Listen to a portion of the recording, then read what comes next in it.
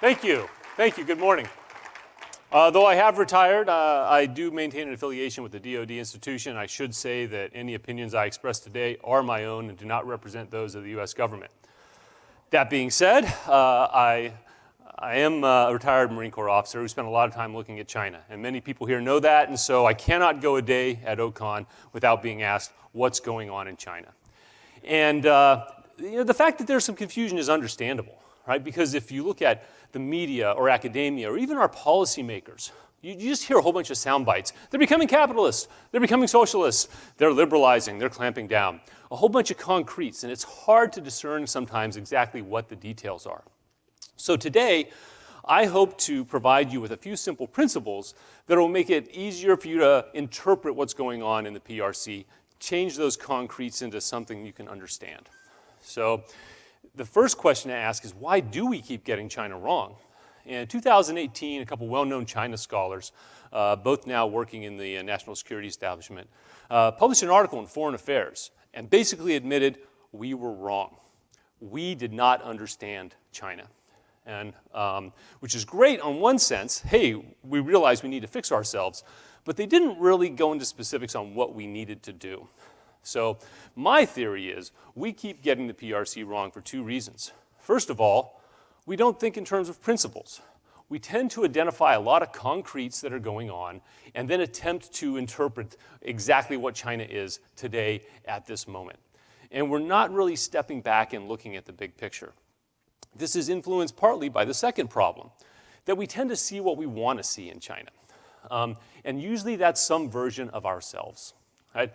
We think how we would develop their economy if we were sitting in Beijing. They probably want that. What would our policy be towards North Korea? They probably want that. Economic liberty? They definitely want it. We do. But because we're seeing it through our lens, it's very difficult to understand what's going on there to extract the proper principles. So let's start by looking at what the People's Republic of China is. It is, in essence, a party state. You'll notice on the chart here that there are two parallel systems, a party system and a state system. The darker shading indicates power, and you can tell which one is more powerful. And though these are parallel, they're not equal, and it's actually more than that, because this chart suggests there's influence going from the party to the state, but the party is actually thoroughly integrated across the state. 2/3 of their national legislature, party members. All the key billets of the state council, their cabinet, party members. The People's Liberation Army is a party army. It reports to the party, not the state, and all the officers are party members.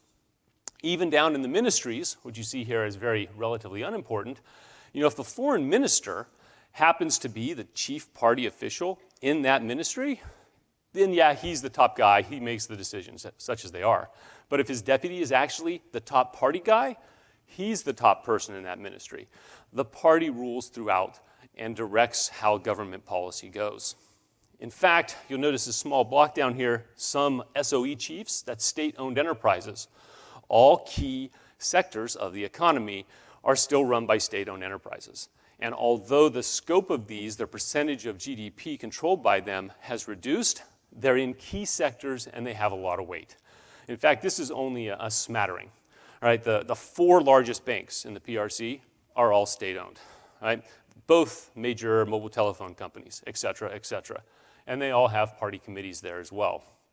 Of course, it's not just the state-owned enterprises. In the private sector, the party also has committees within each of these organizations. And increasingly, the CEOs of these organizations are party members. So throughout the government and the economy, it is the party that rules. And that's important to keep in mind, because when you ask the national policy of the United States, there's some sense of what does the government want, how does it react with the populace. When you ask about the national interest and policy of the PRC, you're asking what's important to the party. That's the core actor. So now we know what China is, let's move on to principles.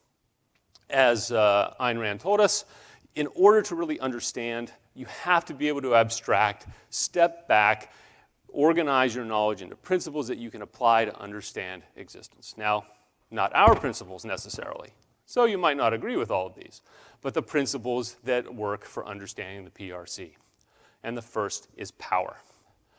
Now, this ultimately goes back to a classical Chinese concept of hierarchy and the fact that society is morally organized in a hierarchy and that somebody has to be on top telling the others what to do.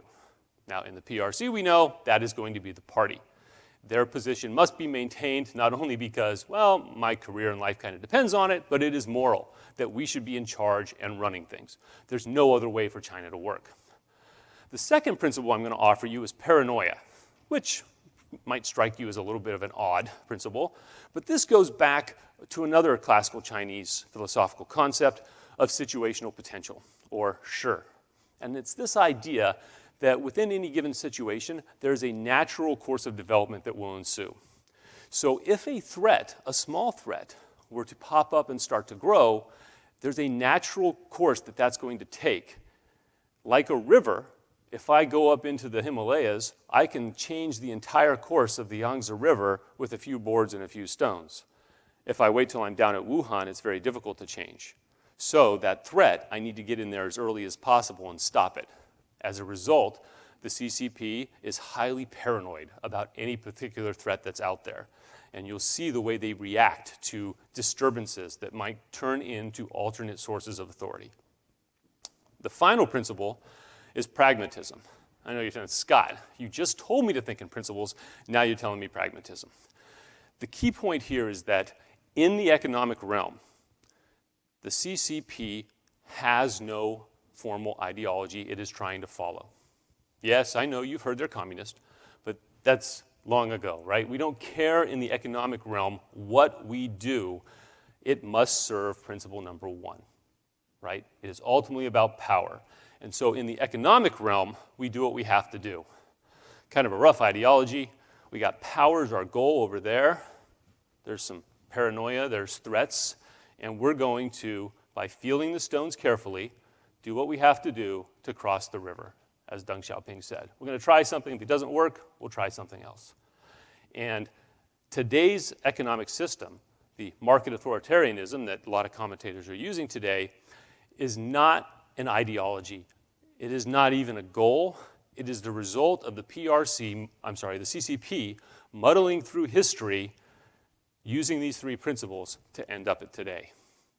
And to demonstrate that, we're going to take a little walk through history.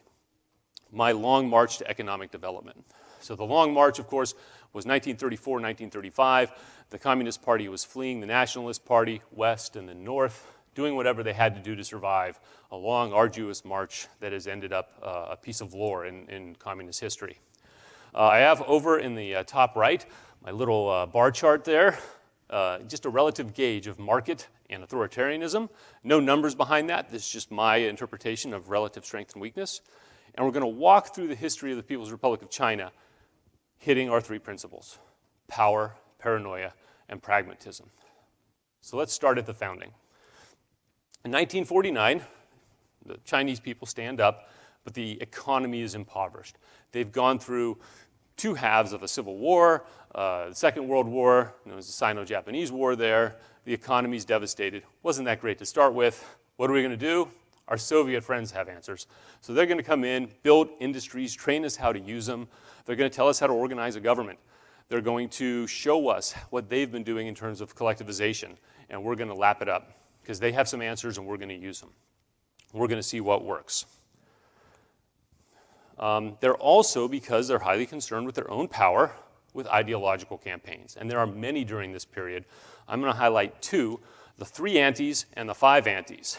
So these anti-campaigns, the first one is aimed at party members: anti-corruption, anti-waste, anti-bureaucratism. And it's saying, hey, there are people in the party that are causing negative impacts on the economy, and we need to stop that because they're ruining things. 5 antis, also aimed at the economy, but more at the private side of life. And it's anti-bribery, anti-tax evasion, embezzlement, anti-waste of government resources, anti-theft, very focused on stopping things that are a threat to the party. However, there are disparities in economic development that cause problems. The Soviet help, largely focused on industry, of course, is taking place in the cities. and the cities are starting to get better quicker than the agricultural area. Unfortunately, the agricultural area is the source of Mao's power, right? He was a peasant leader. He made the Chinese Communist Party a peasant party, and now they're unhappy. And as a method of control, the party has instituted the household registration, or hukou system, where everybody is assigned to a town based on where they were born. Their schooling, their health, their jobs are tied to that. And if you move, you lose these things. So people, peasants especially, are now tied to the farm. They're watching other people get better, and they're not happy. Meanwhile, intellectuals who supported the revolution are now feeling like the party's not listening to them. You know, I helped you. I had these good ideas. I think I have ways that you can do this better. And the party's not listening. So there's growing discontent. So one of the things they do to try to head off this discontent is something called the 100 Flowers campaign. And the party goes out and says, okay, everybody, intellectuals especially, you have some good ideas and you can help us. So tell us what we're doing wrong. We want to get better. Now, as you can imagine, there were crickets. You have an authoritarian party going, yeah, tell us what we're doing wrong. Not a lot of people wanted to speak at first. But over the course of several months, they start coaxing people, and then they get a flood. And you start getting these large character posters where intellectuals are posting all the things the party could do better, right? How could we collectivize better? How could we leverage individuals better? Hey, this is great. This is wonderful. How could the party do its job better? Well, wait a second. That's not what we meant exactly. You're now attacking the party directly. And now they've got all these intellectuals up and going, and they're excited, and they're criticizing the party, so we have to purge them. So we needed those ideas. We thought we wanted them, but now that's a threat to us. So now you're going to jail. And tens of thousands of people are punished, exiled, stripped of their class standing, so now they have to eat their living by. Things are not good for the intellectuals. But Mao is still dissatisfied because he sees his revolution is bogging down. And to Mao, power and continuous revolution were synonymous. That is how we run a country. That is how we get things done. We must have continuous revolution. If we don't keep this going, we lose our legitimacy. We lose our program. So we need a campaign, and we're going to take a great leap forward. And there's a couple parts of this. Further collectivization, they had already started. We're going whole hog. Matter of fact, the Soviets are saying there's going to be an interim period. They can't reach communism tomorrow. We're going to reach it tomorrow. We're going now. Okay? He's also very proud. He wants to be the strong, great country. So he makes a boast. We're going to surpass the United Kingdom's steel production in 15 years. And I'm going to prove this to you. It's a proof of our power. Of course, what do we have to do that with? The tool that they've used in classical China for centuries is mass mobilization of labor. So we're going to get the peasants out there, and we're going to get this done. Focus on steel production. Right? They tell the peasants, go build backyard furnaces, contribute to the revolution, and melt down any steel you have and make steel. So peasants, instead of farming, are building furnaces, throwing in their woks, their cooking utensils, their plows, and creating steel. Very low-quality steel that you wouldn't want to use for anything, but they're trying to meet production quotas. And if they don't meet them, they say they meet them. And then they say, well, we're building the country. We have infrastructure projects. We have labor. Okay, peasants, come on. Dig a canal, build a dam, build a road. Not spending as much time on the farm as they should. Agricultural production starts to fall. Okay, it can't be our policies, it's pest. Pest must be the problem. They're the threat. So mobilize the peasants to get rid of pests.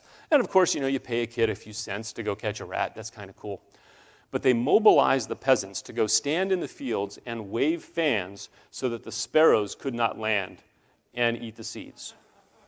This was so effective, there are cases of sparrows falling out of the sky dead from exhaustion, right? However, while it was effective at that, the peasants are not farming, and it turns out the sparrows were not only eating the seeds, they were eating a lot of pests that ravage crops. The sparrows are now gone, and agricultural production plummets. mixed with some bad weather, and what we get is mass famine. And essentially, Mao kills 30 to 40,000 people of starvation. So, millions, thank you. 30 to 40 million people die of famine. So, Marshal Peng Dehuai is a famous marshal in the Revolution, Korean War, and he says, this is going to mess us up, right? If we don't fix this, it's going to undermine our power. I have to tell Chairman Mao, because maybe he's not getting all the information, and I need to make sure he knows what's going on. So he writes a long essay. He goes to Mao. He says, "Dear Chairman, we need to fix this. We need to make sure that this isn't a threat to us." Mao sees a threat, all right. It's Peng Dehuai. So he purges Peng, banishes him, and then Mao says, "But you know, things aren't going so well. You know what? You guys got this. I need to go check out the countryside. I need to work on writing my philosophy. I'm retiring to the second line. You guys have this, right? Not my fault. Bye." So he kind of leaves the scene for a bit, and as he asked, some people who have some ideas try economic reform. And they realize that the Great Leap Forward is undermining their position. It's damaging confidence in the party. We need to change something. And Deng Xiaoping comes on the scene and says, there were some errors with communism practice. Communism's still good, still the goal, but we made a few mistakes. So we need to try some things. And a lot of experimentation goes on at this point. A lot of it not necessarily party-directed at the top. Like a local cadre is like, all my people are starving, we've got to do something. Tell you what, this plot over here, families can farm on their own. And anything over the quota that you produce, it's yours. Do what you want with it. And there's a lot of little experiments like this, and there's a willingness at the top to kind of let the situation go as it needs to go, and permissiveness. Because we need to let the economy go, so we're going to just let them try. Permissiveness, not so much direction, just feeling the stones. And at the party level, there's a shift away from a focus on ideology. We're no longer a revolutionary party trying to implement a program. We are a ruling party trying to govern a state. So there's a shift in focus there, and the economy begins to turn and come around. Of course, Mao never went away completely. And Mao now sees that this is undermining his revolution again. You guys are messing things up. You're static, you're bureaucratized. We need revolution. So Mao comes roaring back, and he says, we need to seize back control from the bureaucratized party, restore the revolution, restore my power, right, which is really what this is about. And what tool do I have? I have mass mobilization. So the Red Guards start to rise. Mao calls them out. He calls the youth, and he says, I want you to go out and fix things. And by that I mean, quote, bomb the headquarters. They literally tear down the party structure and replace it with revolutionary committees, loyal to Mao, because we need to get rid of these alternate sources of authority, including the bureaucratized elements of the party, but anything old, right? So Confucianism comes under attack because it provides an alternate moral code. Traditional Chinese untouchables, like the great paragons of Chinese morality. Teachers, we're going to criticize them. They're an alternate source of authority. Parents, we're going to criticize them. They're an alternate source of authority. And this leads to mass disruptions of the economy and society.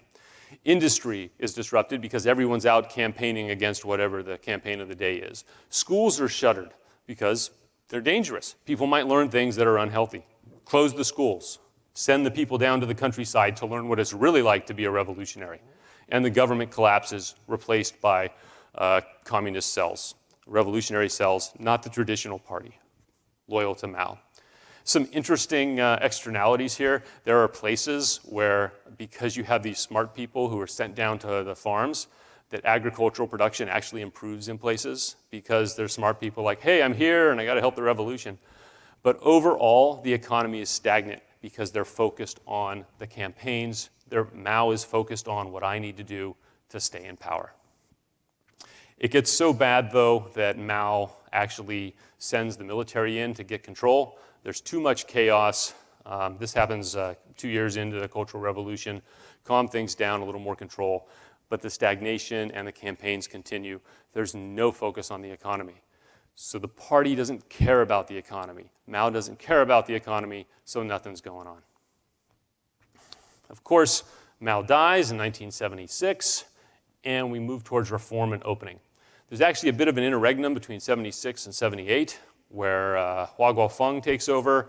He and Deng kind of spar a little bit, but Deng wants to return power to the party, specifically against ideologues, against demagogues, and these revolutionary committees. I want order and the party. In this interregnum, the democracy movement springs up. And this starts off as people posting big character posters again about certain things that need to be fixed. Again, not necessarily attacking the party. How can we make things better? We're the intellectuals. We have ideas. Cultural Revolution hurt us, and we have some better ideas.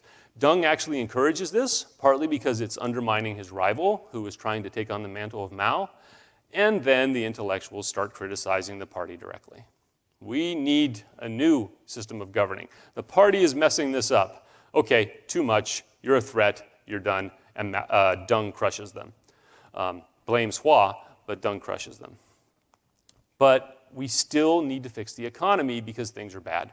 So our legitimacy has been damaged. We heard it at the Democracy Wall movement. People want more economic development. They want a better life. So they say, you know what, that immediately transitioning to communism idea, not so great. We're going to pursue socialist modernization. In other words, we claim to be a socialist country. We need to modernize the economy, focus on the economy. And so they take several steps to focus on the economy itself, starting with the 4 modernizations. We're going to modernize agriculture, industry, science and technology, and the military. And those are rank ordered, military's last, and doesn't actually come for several years. But we're going to take several actions to improve these things. In agriculture, we have the household responsibility system, which is a formalization of some of that experimenting that went on in the earlier reform era. We're actually going to say, okay, peasant family number 2, this plot of land, we'll lease it to you for 5 to 15 years. You can do whatever you want. We just need you to meet this grain quota, and beyond that, sell whatever you want to sell. So they can now make a little money, do what they want to do. In industry, they institute special economic zones. 4 cities along the coast they start lifting restraints on business, specifically on foreign investment. And foreign companies come in, invest, build factories, produce things with many benefits to the regime. First of all, there's money coming in, money that's now touching their populace and making things better. 2, they're learning about modern systems of manufacture and marketing, and they're incorporating these ideas into how they do business. And 3rd, when things go wrong, it's not the party's fault, it's those evil capitalist companies that are here and they messed up. So the party benefits tremendously from this, as does the average Chinese, because the economy starts improving because of it. Deng also encourages ideological flexibility. We're here to make things good. Doesn't matter how we do it. Doesn't matter if a cat is black or a cat is white. As long as it catches mice, it is a good cat, says Deng. In other words, I don't care if that is called capitalist or socialist. We're going to do what has to be done to fix the economy, seeking truth from the facts on the ground and what the actual situation is. Excuse me. And this starts proceeding apace, but it starts to have some unintended consequences. The economy is getting better. We start backing off and letting the market do things more. However, prices had been held down by party diktat and party or state subsidies. And so now prices start to rise just as incomes are starting to rise, the classic problem of rising expectations. You have a similar thing going on with the intellectuals, who are now given more freedom to get in intellectual exchanges with each other, with foreigners. They're at least giving audience with the party more, though not always listened to, and they're getting anxious. We could do so much better if you would just listen to us. We can do better. Come on, party. And people start to get frustrated. And then the demonstrations happen on Tiananmen Square. Now, there have been demonstrations on Tiananmen Square before. There have been demonstrations crushed before, but these are of a different character. First of all, the students who started these began by organizing their own student organizations. Prior to this, all student organizations are party-directed. Each school has a student association that the party essentially runs. They say, we don't want that, we're forming our own. Not only are we forming our own, we're the future, and party, you better listen to us. We want meetings, and we want you to do what we say. They're an alternate source of authority. Party starts to get worried. Then other parts of society start following them, right?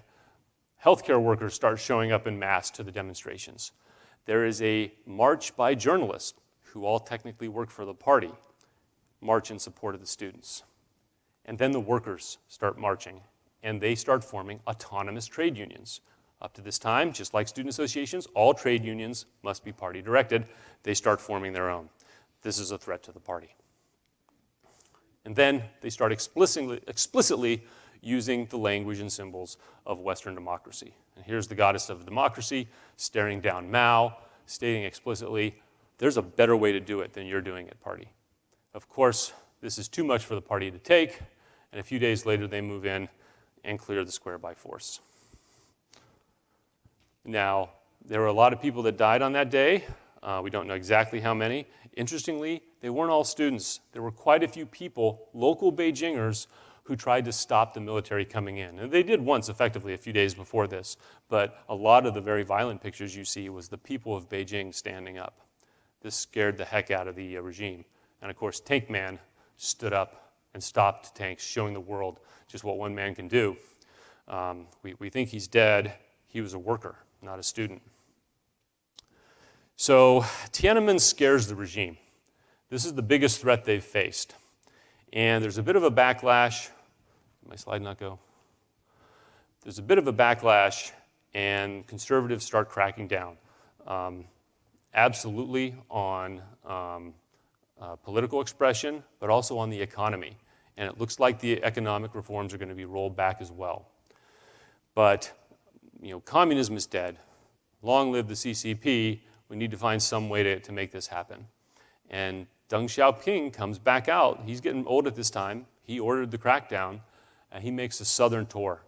And he says, you know what? He visits all those special economic zones and says, the economy is still important. We have to develop the economy. We need this to be a rich country, which we need to survive. And so they increase foreign investment, allow the market to influence more, just being a little more careful of the way they raise things this time. They also are clamping down on discussion and on dissent, so they can make changes a little more freely, whereas they were allowing a little more dissent pre-Tiananmen, and rising expectations got the better of them. Entrepreneurs start entering the party, and of course they join the World Trade Organization, which one of the key aspects of that is it opened up more export markets by reducing quotas. And so now companies are moving into mainland China en masse in order to produce things. Foxconn is a Taiwan company that used to produce all your iPhones with US technology, Taiwan chips, Korean screens, and some Chinese workers getting paid for their labor. However, we have to maintain political control. So you see the rise of the Great Firewall, but also a huge emphasis on pushing positive news about the party and negative news about the West through the press to a public that are voracious consumers of news. You also see increased fear about any potential alternate sources of authority. And in April of 1999, Falun Gong, which had previously just been people who do martial arts for health purposes and had previously been recognized as legitimate, they fall out of favor with the government. They managed to organize and have 10,000 practitioners show up across the street from the party residential compound, and the party knew nothing about it. Scared them like crazy. This is why Falun Gong was cracked down upon. Not because they did some martial arts or had crazy religious ideas, but because they can organize, because they're an alternative source of authority and power, and that frightens them. So now we're focusing on increasing the economy, holding things down, and Xi Jinping comes to power. So Xi Jinping has his China dream, which I argue is both a means of control and a bit of pragmatic moving the economy around. The idea here is that China wants to be rich. The people want to be rich and prosperous, a moderately prosperous socialist economy by mid-century. But only the party can get us there. So we are going to do a lot of things economically, but they serve the party's goals of power. The party is the one who will make your life better. And so they allow market to provide some information, but for important decisions, it is still the party that gets to call the shots, which leads to some interesting mistakes. End of last year, severe coal shortages in China. They were really afraid people were going to freeze in the winter. They were having blackouts and such. So the party orders the energy companies to buy up all the coal they can at all costs. Something's going to happen here on the spot market for coal. Prices are going to go through the roof, which surprises the party. And they get very upset, and they call people and say, we're going to punish you and arrest you because you're driving up the prices. So there's a bit of a disconnect there between how the market actually works and what we want to happen, which demonstrates the difficulty of command economy, right? How that doesn't work. But it also shows the party's mindset, right? We want to get in there and make it happen the way we want it to happen. We'll let the market go as long as it's no threat or it helps us. But the moment that it doesn't help us, we're going to clamp down. And they do it partly with this little red phone, which is a separate telephone network just among senior party members. Not that surprising, but state-owned enterprises, the CEO or the party secretary has one of these, even some private enterprises. And when that phone rings, you better answer, and you better do what they tell you to do. So they control the economy through these red phones at key organizations. Of course, Xi has a lot of fear of alternate power centers. And a lot of questions I get asked today about the way the economy is being run, I think this idea of paranoia and these alternate power centers helps explain some of it. For example, Jack Ma, right? Jack Ma builds this company. China actually uses it to brag. Look how good we're doing, right? We're better than other people. He's making money. He's providing people services. This is all good. So why would they purge him? Or, disappear him for a while? Well, when people start asking what Jack Ma is going to do to fix the economy instead of what Xi Jinping is going to do to fix the economy, the party has a problem. There's also a case where now with a bit of ideological flux, the party has no real ideology besides power.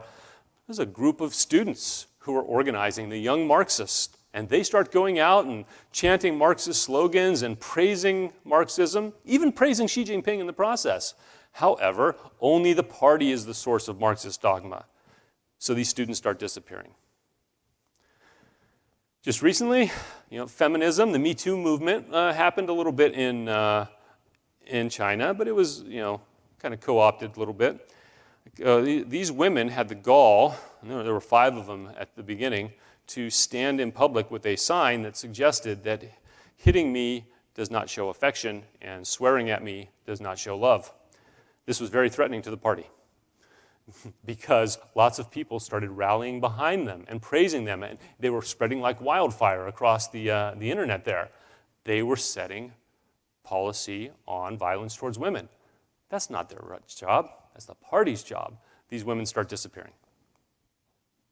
And then most recently, the party outlaws online education, right? All these people who are teaching English to young middle-class Chinese kids over the internet, we shut that down. We don't want foreigners teaching English. Now, probably the real reason is, objectivist Jack Crawford was one of these, and he was spreading Rand's ideas probably, right? But unfortunately, Jack's not here today. But also, it's an alternative power center. And now money is going to support curriculum not approved by the party, teaching things in the way that the party doesn't want them taught. Party is also afraid that the middle-class parents are getting upset that they're having to spend all this money. However, they're finding ways to spend all that money anyway because they want their kids to get ahead.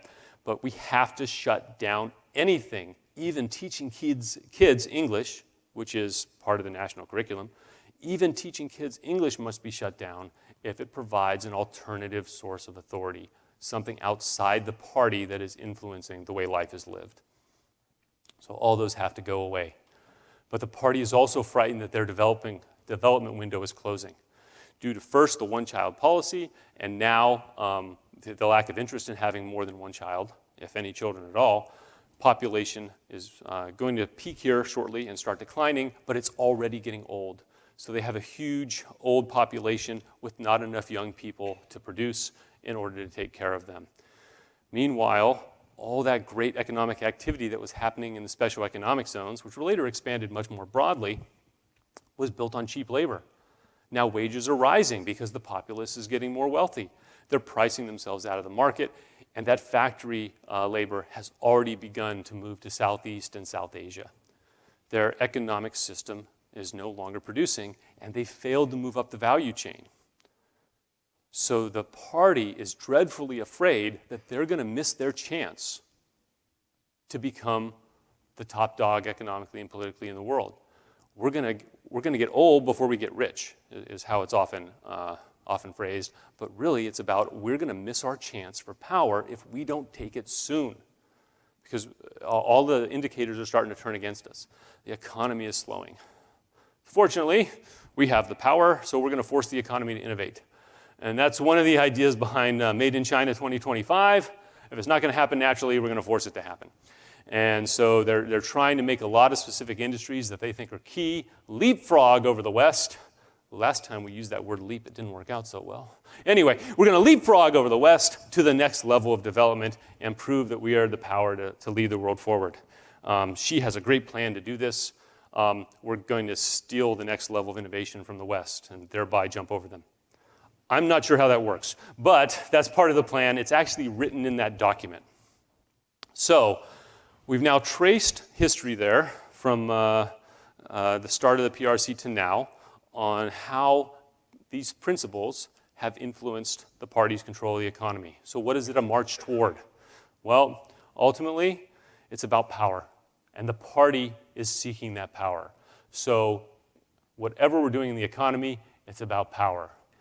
Second, as they've done this, they've witnessed a range of threats from all different parts of the society and the economy, and they have to respond to them. They're paranoid about what these things might do, and so they're going to do whatever works, because there's really no ideology when it comes to the economy. They're just trying to get by. Sometimes that means the market, but the hammer is already ready, and this is the key really for anything in the PRC.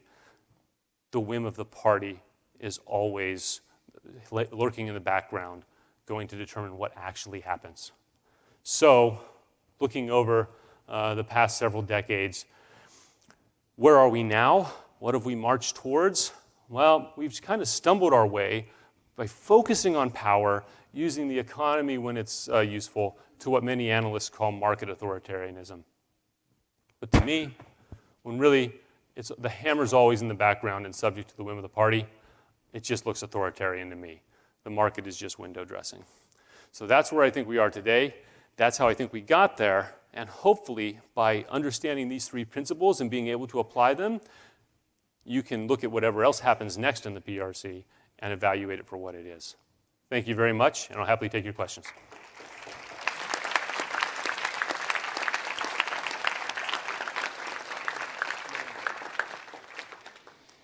Scott, an outstanding presentation. I'm John Kohut, and this is the first time I've ever asked a question in the forum to be quick enough. Okay, it's tough. So I'm in DOD. I'm actually a defense contractor now, career military. There's so many people in DOD that look at China with sort of envy of how they're streamlined, they can build their military, they can produce products much faster than us. And we have to contend with things like Congress and appropriating money and following policies. Do you subscribe, and what are your thoughts on that idea that China is just going to overwhelm us militarily because they're so fast and so clean. I look at them in a tremendous bureaucracy and all kinds of problems. So I'd like to get your thoughts on that. Sure. Well, I don't subscribe to the fact that their authoritarian system is going to help. Yes, they have made many rapid advances in the previous decades, but they're not starting from the same place that a lot of other states have started from, right? They are leveraging technology and innovations that are already out there, which is one of the reasons they're able to produce so quickly. Does a streamlined system lead to occasional efficiencies? Yes, but because of the nature of that system, which is not just streamlined, it's you will do X, it actually cramps innovation. And it cramps individual thought, and therefore it cramps the ability to come up with interesting solutions to novel problems. And they are seeing this over and over again. And so while there are plenty of industrious and hardworking people in the People's Republic of China, you are not seeing the same level of actual innovation going on there. And they're struggling with this. They're identifying this, which is one of the reasons they're trying to force it in 2025. Why are we not moving up the value ladder? And so this actually frightens them. I'm not saying our system is perfect. Our procurement system has lots of problems, but what our procurement system benefits from is the ideas in the populace and the ideas in the innovators. And so in the long run, I'm confident in that regard. Next. Along similar lines to that, I've seen a lot of this kind of almost like glorification of China. People, being like, oh, well, look how well they can respond to this and they can build so fast. And I'm wondering, and there's who's the guy who the economist. I'm forgetting his name right now, but the idea that China's the next world power, and that sort of stuff. Where does that come from? Like, is that planted? Like, is China? I'm sure that China's trying to push that narrative, but why are there so many Americans who sort of subscribe to that? Because the more that I learn about China, the more I sort of fall in line with this idea that evil is impotent, right. and the fact that they don't have freedom is actually a major setback for them, and they are actually weak relative. So there's a mix of things going on there. Yes, there is this perception that China has risen and China is the next great power, and it's pushed in several places. Absolutely, the PRC and the party is pushing it itself. Simple phrases like new type great power relationships. What's that mean? It means now it's just the United States and us, right? And they started calling it the G2, or the group of two. They're pushing to the world through their narrative that they have risen, right? And of course, the 5,000 years of civilizational history proves we're superior and all that. But it's also being pushed by, frantic media in the United States, right? Which sees something going on and, oh my God, look, they're becoming so great and so strong. For many years, you saw this constant refrain in the press, and especially the economic press, about how the United States economy is completely dependent on China, right? Completely false, by the way, right? PRC economy is completely dependent on export-led growth at the moment, right? But the narrative was pushed and it's been accepted. So it's in our newspapers all the time, partly just our own reporting, partly out of fear, partly out of misunderstanding, and partly the PRC is pushing it. Okay. Next. Go ahead, you can go to the back of the line. Next question. Yeah, we have a question from the chat from Grant Parker. He asks, should American businesses take a different approach to dealing with China, given what you have said? Should we be doing business in China? So there's a wonderful panel this afternoon that's going to go into that much more deeply. Myself and Adam Mossoff will be on. The short answer is, well, let me put it this way. First of all, we have a tendency lately in the United States to think that the US government should determine what companies do vis-a-vis China. And I disagree with that. There are limited cases of items of national security that we should vigorously control, but otherwise, it's not my business what that company does.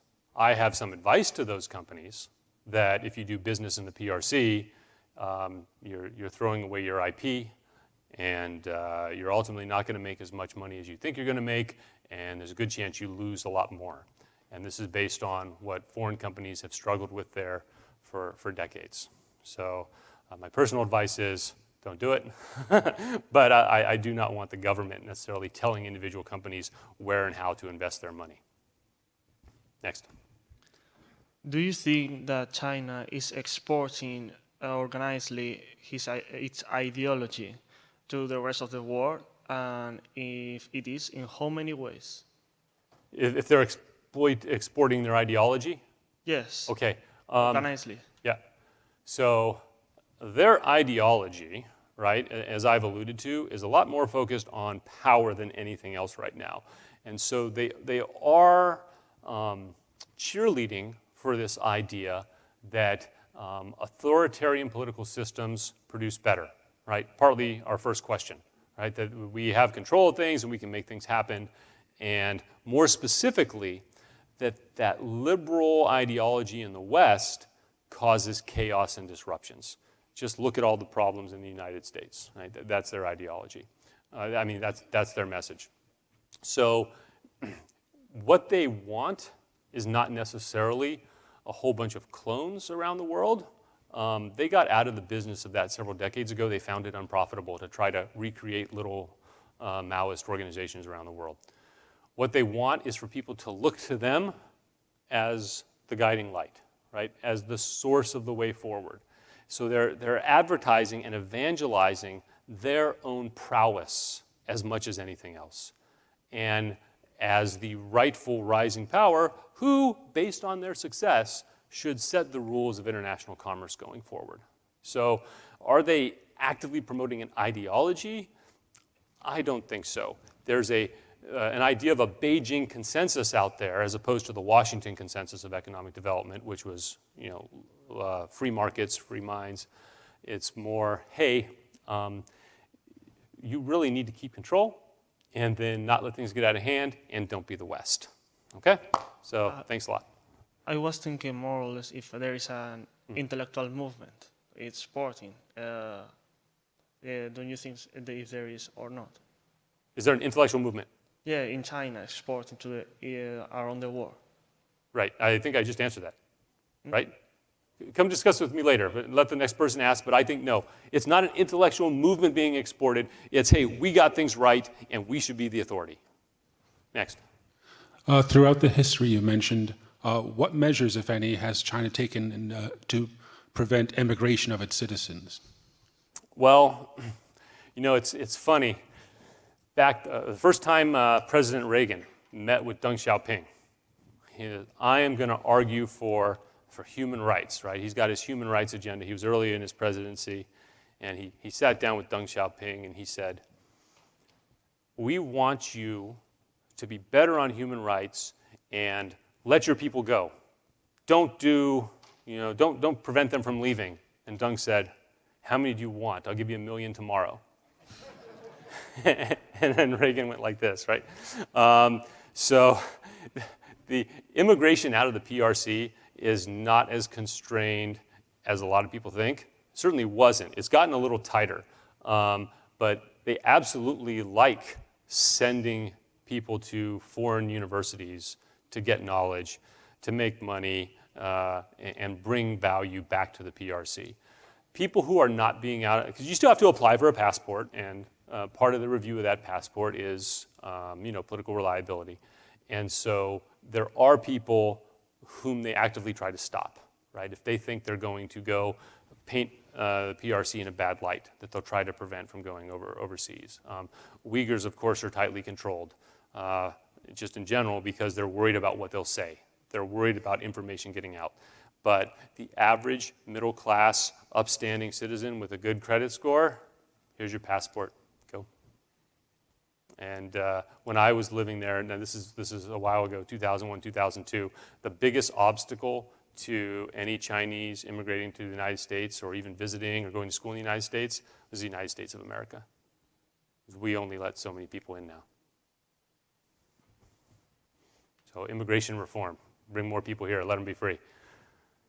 Go. So I noticed something about Russia, and I'm wondering if there are parallels in China.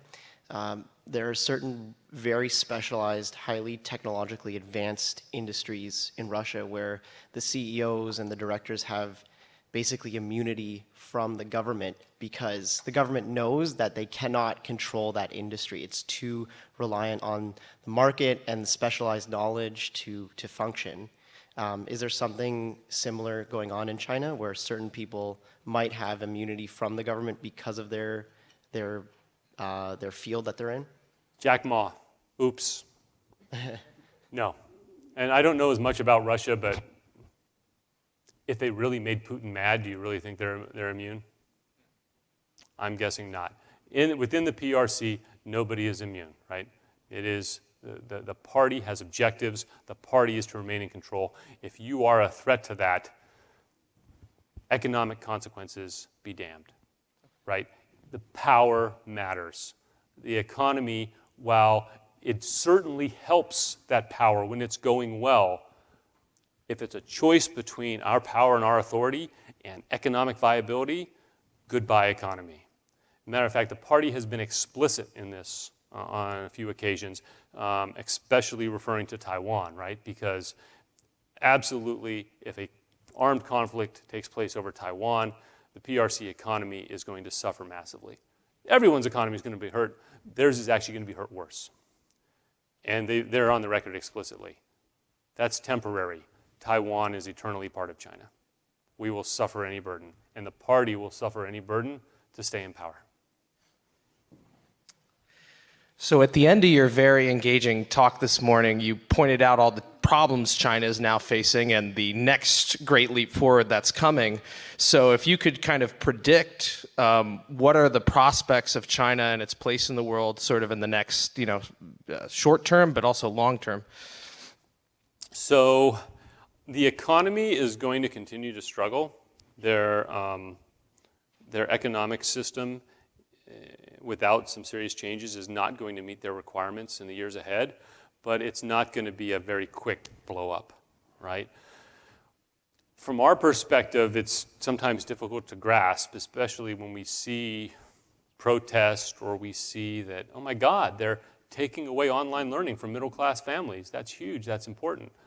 The average person in the PRC, gross generalization, thinks that Xi Jinping is doing a wonderful job and he is doing what a leader of China should be doing. He is keeping the order, right, and ensuring that we are prosperous. That second part's the issue, right? But to what extent, if they become less prosperous, is that Xi Jinping and the party's fault? A lot of the way that they shape news is very focused on all the good things are the result of the party, all the bad things are the result of some other bad actor. This is why even when something bad happens, like an outbreak of some rare disease in Wuhan, who's at fault? There were local party officials that did not do their job. And so we're going to axe them. They're gone. Xi Jinping is going to make sure everything's all right. And everything's all right now. Trust me, right? Everything's all right. And so the peasants are upset because land was misappropriated in this village. We fire the local party chief. The party is doing their job. And so hey, is it going to fall apart tomorrow? I don't think it's going to fall apart tomorrow. When does the party ossify and not serve to meet the needs of those people? I think it can drag out a little while. I think it's going to be less strong over time as that economy falters. And in some sense, that's where the danger is, right? Do they then lash out in an attempt to hide problems at home? And that's what people worry about. Very costly, obviously. Like, for example, Taiwan, a lot of people fear they'll lash out at Taiwan. But if you lash out at Taiwan and you fail, you now look like a failure as well and could get undermined. So my prediction, to the extent that it is you're going to see a slow economic decline, but the party's going to continue to be supported for several more years. Sorry. Thank you. So my reading of what China's up to is that they don't want a war. They don't really want to invade other countries. They just want to slowly bide their time, grow their economy, grow their influence, grow their military, grow their technology to the point to where they might be so big to where no one will really like criticize them anymore, and that's like their fantasy of like they'll become the world's hegemony without necessarily expanding their borders. To what extent, like, what do you think of that? To what extent are you concerned about it, and to what do you think we can necessarily do about it? I worry that like a lot of our like senior leaders don't, or just a lot of like our governing officials don't even know what to do about that if that's their strategy. So the PRC, Xi and the party, do see the world as properly a moral hierarchy. And there's only one country that's qualified to be at the top of that hierarchy, according to them, right, which would be the PRC. They have taken a long view and have purposely not moved too quickly for reasons I discussed 4 years ago, videos online if you're interested, that they're moving slowly towards that. So in that sense, I would agree with you, right? They just want to have people defer to them. They don't need to control, and they would disagree with the word hegemony. It would be accurate, but they would disagree with it. They see it as we are being proper leaders, we are providing proper guidance, and people are complying because it's right for them to do so. And I think an analogy is the One Belt, One Road, right? For all the press it gets for a variety of reasons, it's ultimately a narrative tool. And the narrative that it seeks to push is that the PRC is the country that is setting the rules for the future of international economic discourse. Get on board. So that is their goal. Do I think we need to necessarily be afraid of it? I actually do not, for a couple reasons. One, their system is not as good as free minds and free markets, and over time it shows itself to not be as good. We have gotten into the habit in the United States of responding to PRC actions, right? They have a One Belt, One Road. What are we going to do to counter it, right? They have a fancy new missile system. What are we going to do to counter it? Where are the United States' interests in that, right? And we've allowed ourselves to become second-handed in that regard. The way to counter a rise in PRC growth and a international system that proposes to challenge us is not to counter that system. It's to ensure that we build ours and that we push our values for the right reasons because they are values and because they are good, by trading freely, by being responsible, by partnering with those who have shared interest. And so I think with the right policy, there's nothing to be afraid of. I've been advocating for this heavily. The U.S. bureaucracy is slow to change, and I don't think I'm any longer the only person advocating for this. And if you look at some of the statements in the latter Trump and early Biden, there are some things within policy vis-a-vis China that are improving and focusing on what we want. I think a lot of them have not been executed so well, but the idea that we need to look out for the U.S. interests and just pursue what's good for us and our people is really the key answer, because for all our problems, it's still the best here. Yeah. Thank you. Great talk. Again, thank you for your talk. You did not get into external threats to China, and I realize that's a massive subject, yes. So I won't ask you to get into it heavily, but even their neighbors, Japan, Korea's, can you give a little information on how China perceives those countries, and are there external threats, and do they deal with them in the same way that they deal with the native people? So it's interesting the way you phrased that. There are very few and very weak external threats to the PRC, right? It is sitting in a pretty comfortable place, actually. They've settled their disputes along most of their borders. Regardless of what they might say, the United States has no claim on them or territorial claims. Japan is not a threat as long as they don't push on Japan. There really are not direct threats from a geopolitical standpoint. They would not agree with that in total, and certainly not publicly, right? But that is generally the case.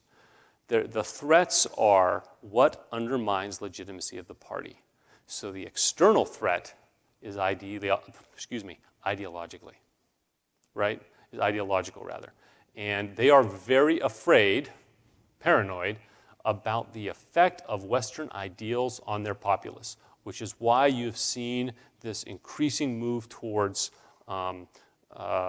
information control. And in fact, a few years ago, there's an internal party document that managed to leak called document number 9, which basically declares that international norms and values as like their number one threat to the party's power. They fear the ideas, and that if those ideas corrupt, in their view, the way that people in the PRC think, then their days are numbered. That's the real threat.